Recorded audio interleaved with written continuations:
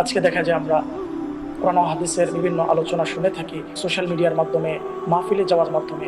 তো আমরা যে বিভিন্ন ওয়াজ নসিহাত শুনে থাকি, যিনারা আমাদেরকে ওয়াজ নসিহাত করেন, ইসলামিক বক্তা যাদেরকে আমরা বাংলা ভাষায় বলে থাকি, তো ওই ইসলামিক বক্তাদের কোরআন সুন্নাহর আলোকে কতটুকু জ্ঞান থাকার প্রয়োজন রয়েছে, বা কোন কোন বিষয়গুলো একজন আলেমের মাঝে, একজন ব্যক্তির মাঝে থাকাটা জরুরি, না থাকলে তার ওয়াজ করাটাও জায়েজ হবে না এবং ওয়াজ শোনাটাও জায়েজ হবে না।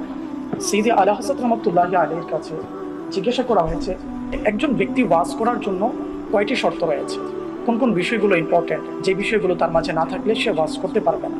তো তিনি সেটার আলোচনা করতে গিয়ে তিনি 4টি শর্ত রেখেছেন। কোনো ব্যক্তির কাছে যদি এই 4টি শর্ত থাকে, 1 নাম্বার সে মুসলমান হতে হবে, 2 নাম্বার সহিহুল আকীদা আহলে সুন্নাত হতে হবে, 3 নাম্বার তাকে আলেম হতে হবে, 4 নাম্বার হলো যে সে ফাসিক হতে পারবে না, তাহলেই ওই ব্যক্তির ওয়াজ শোনা জায়েজ। এছাড়া কোনো ব্যক্তির কথা খুবই সুন্দর, অথবা চেহারা খুব সুন্দর, বা গুছিয়ে কথা বলতে পারে, বা খুব সুন্দর করে কণ্ঠটা খুব সুন্দর, এই দিকে আমরা খেয়াল করবো না। শরীয়ত আমাদেরকে যে মানদণ্ড দিয়েছে একজন ব্যক্তির ওয়াজ শোনার জন্য, সেই জিনিসগুলোর প্রতি আমাদেরকে খেয়াল রাখতে হবে। যে শর্তগুলো আজকে জানতে পারলাম, আমরা এই শর্ত অনুযায়ী কোনো ব্যক্তির মাঝে যদি এই 4টি শর্ত পাওয়া যায়, তাহলেই তার ওয়াজ শোনা যাবে, না হলে কোনো ব্যক্তির ওয়াজ শোনা যাবে না। শুনলে আপনার সওয়াব হবে না, বরঞ্চ গুনাহ হবে, বরঞ্চ সে ইলম ছাড়া ফতোয়া দিয়ে সে নিজেও গুমরাহ হবে। আল্লাহ রাসূল হাদিস শরীফে বলেছেন যে ইলম ছাড়া ফতোয়া দিবে, কথা বলবে, সে নিজেও পথভ্রষ্ট এবং তাকে যারা ফলো করবে তারাও পথভ্রষ্ট হবে। আল্লাহ তাআলা আমাদেরকে স্মরণ রেখে এই কথাগুলোর উপর আমল করার তৌফিক দান করুন।